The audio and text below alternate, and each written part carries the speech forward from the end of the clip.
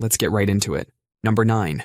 Why playing dead for a bear could be your last mistake. You're out hiking when suddenly a bear appears. Your brain remembers some movie survival trick, but bears aren't film critics. Black bears aren't scared. They're thinking, that human looks tasty. So what do? Channel your inner angry Jim, bro. Get big, make noise, throw rocks, punch it in the nose. Convince the bear you're not worth the trouble. Think of it as negotiating with a 600-pound furry mugger. Grizzly bears are different. They're like the bouncers of the forest, just trying to remove a threat. If a grizzly makes contact, then play dead. Drop down, lie flat, protect your neck, spread your legs so it can't flip you. But polar bears? Always fight back. They see humans as walking snacks. It's like being in a horror movie where the monster is white, fluffy, and weighs 1,500 pounds. Your survival cheat sheet. If it's black, fight back. If it's brown, lie down. And if it's white, fight with all your might. Because polar bears don't care about your acting skills. They're just looking for dinner. Number 8. Your own personal death canteen. Imagine you're stranded in the desert, sun beating down mercilessly. Your water bottle is empty. You remember that survival show scene where the hero drinks their own personal recycling. But that trick will actually speed up your journey to meeting the Grim Reaper. Think of your kidneys as dedicated nightclub bouncers.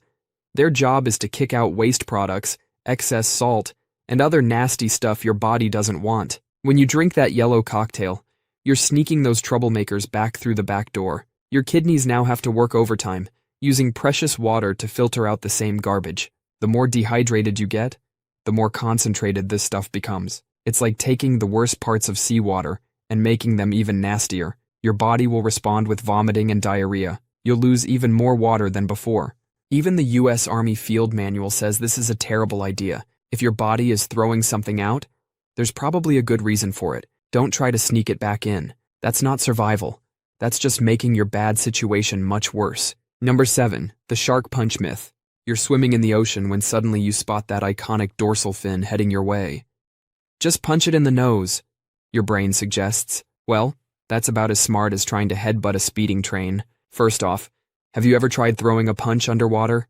It's like fighting in a pool of jelly. Your movements are slow, clumsy, and about as powerful as a sleepy toddler. Meanwhile, that shark is a living torpedo, moving at speeds that would make Olympic swimmers jealous. So here's what happens when you try that movie star move. You miss. And guess what's right below that nose you were aiming for? Rows of teeth that would make a chainsaw feel inadequate. Sharks have special jelly-filled pores in their snout called the ampullae of Lorenzini. They can literally feel the electricity from your muscle movements. So while a nose punch might startle them, it's just as likely to make them think, oh, this thing wants to fight. Game on. Want to know what actually works? Keep eye contact with the shark. Make yourself look big in the water. If it attacks, forget the nose. Go for the eyes or gills. These spots are way more sensitive, and you're more likely to hit them than trying to land that perfect movie punch. Scientists tested this and found that sharks barely noticed human blood in the water. They're much more interested in fish blood. We're about as appetizing to them as a mouthful of rubber and bones. So next time you're face to face with a shark, remember, you're not in a movie. Number 6. The wildlife death menu.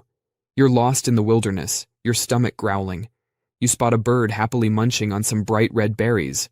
Your hungry brain thinks, if that bird can eat it, I can eat it too. Well, that kind of thinking might just be your last thought ever. Animals aren't exactly reliable food critics for humans. Their bodies are specialized chemical processing plants, built different from ours after millions of years of evolution. Those innocent-looking red berries from a yew tree, while birds can eat them all day long, just a few seeds contain enough poison to stop your heart. The birds don't care because they don't digest the seeds. You, however, would be having a very bad final day. That squirrel munching on a mushroom might be enjoying a deathcap mushroom. It contains enough toxins to destroy your organs. The squirrel? It's fine. Its body has the right tools to handle it. You? Not so much. Animals have basically been given nature's cheat codes through evolution. They've got special enzymes and superpowered livers that can handle toxins that would send us straight to the emergency room. Remember, just because something is on the wildlife menu doesn't mean it belongs on yours. The only way to survive is to know exactly what you're eating. Don't let a bird or squirrel be your food tester. They're playing a different game with different rules, and you don't have the cheat codes. Number 5.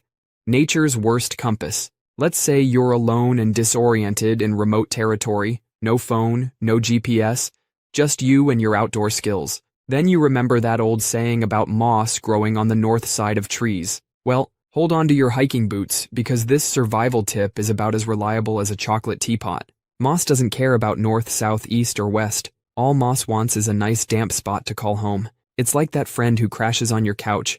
They're not there because they love your living room's cardinal direction. They're there because it's comfy and convenient. Following moss for direction is a great way to get even more lost than you already are. You could be walking directly away from safety, thinking you're heading toward it. Look at any tree in a dense forest. Moss often grows all the way around it like a fuzzy green sweater. Try finding north on that tree. Ground moisture makes moss grow in a complete circle around the base of trees. Following that is literally walking in circles. So next time someone tells you about this mossy compass, point them toward an actual compass instead. At least that one won't lead them to becoming a cautionary tale in the local news. Number 4. The frozen lie. You're lost in a winter wonderland. Snow everywhere as far as the eye can see. Your water bottle is empty, and your throat feels like sandpaper. You're literally surrounded by water, just frozen. So you scoop up some pristine snow and start munching.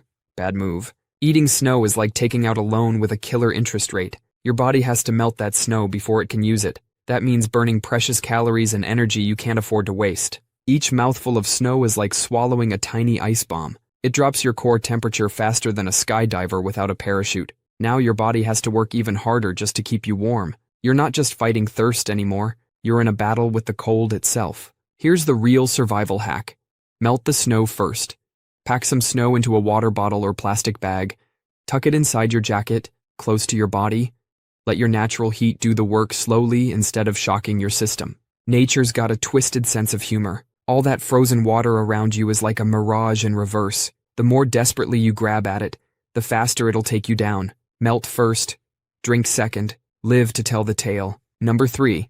The deadly frostbite massage. When you get frostbite, the water in your cells literally turns to ice. Think of your skin cells like millions of tiny water balloons, except now they're frozen solid with sharp ice crystals inside. When you start rubbing those frozen fingers, you're not creating warmth. You're basically taking a microscopic cheese grater to your own flesh. Those ice crystals are shredding your cells from the inside out. The correct way to handle frostbite is much gentler. First, get somewhere warm. Then, tuck your frozen fingers into your armpits or cover frozen ears with warm hands. But here's the most crucial part that could save your fingers or toes. Never warm up a frozen body part if there's any chance it could freeze again. Let's say you thaw out your frozen feet by a fire, but you still have to walk through snow to get help. If those feet refreeze, the damage will be catastrophic. It's actually safer to walk on frozen feet to safety than to thaw them out and let them freeze again. So next time you're watching a movie where someone frantically rubs their buddy's frozen hands,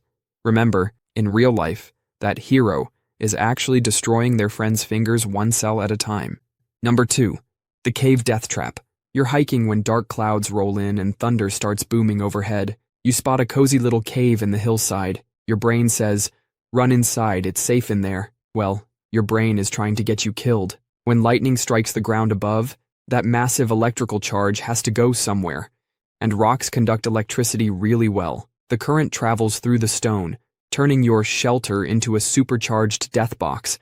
Caves are usually damp, and water is basically electricity's best friend. You'll get fried from every direction as the current flows through the ground and walls. Those shallow caves and overhangs, they're basically nature's toasters. Instead, find a low-lying area like a valley.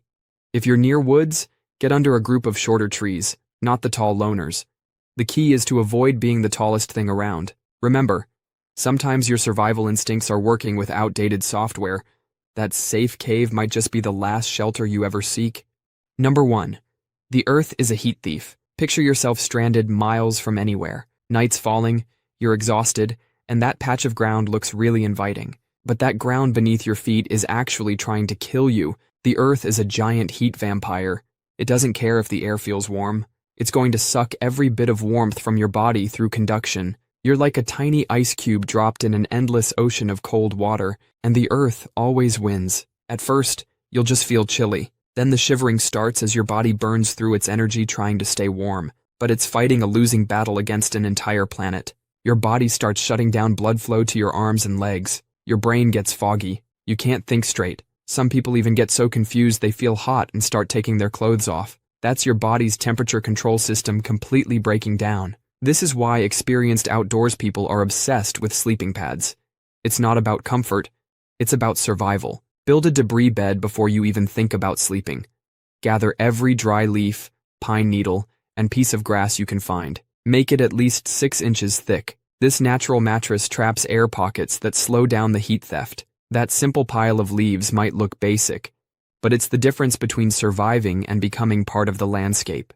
That's all for today. I'll be making similar videos in the future. Subscribe to see them.